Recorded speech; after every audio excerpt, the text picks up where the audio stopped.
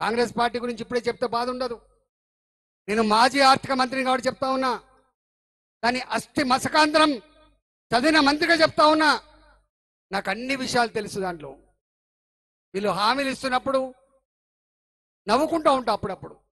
తనది కాకపోతే ఎక్కడ దాకా దిగమంటాడు, తనది కాకపోతే ఢిల్లీ దాకా దిగమన్నట్టుగా.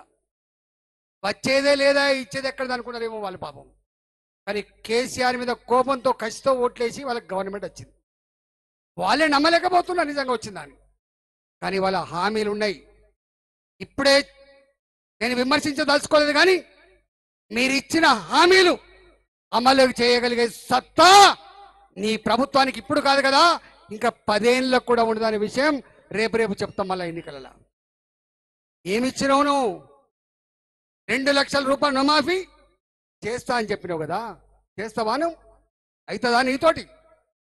కార్యదీక్ష ఉన్న ముఖ్యమంత్రి అని చెప్పిండు, రాజు దాచుకుంటే దెబ్బలకు కొదవా అని చెప్పిండు, నేనే గొప్ప అని చెప్పిండు.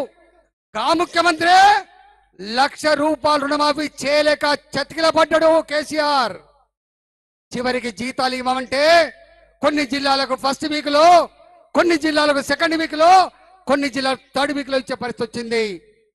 ఆ ముఖ్యమంత్రి దళితులకు దళిత బంధిస్తా అని చెప్పిండు, గొల్ల కురుమలకు గొర్లిస్తా అని చెప్పిండు, బీసీలకు బీసీ బంధిస్తా అని చెప్పిండు. ఏది ఇవ్వలేకపోయిండు.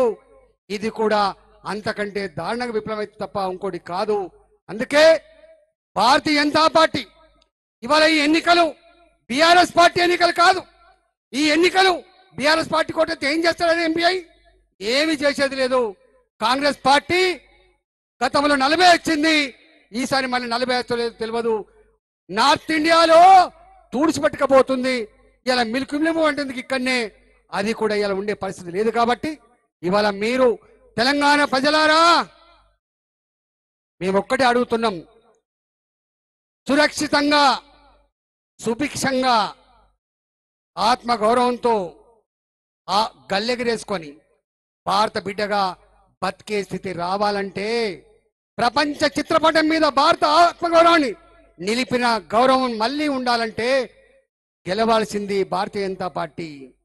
మీరు ఆశీర్వదించాల్సింది నరేంద్ర మోడీ గారిని. కాబట్టి తప్పకుండా మీరు పార్టీతో సంబంధం లేకుండా, జెండాలతో సంబంధం లేకుండా ఈ మట్టి బిడలుగా నరేంద్ర మోడీ గారిని, భారతీయ జనతా పార్టీని సంపూర్ణ మెజార్టీతో గెలిపించాలని చెప్పి కోరుతా ఉన్నాం.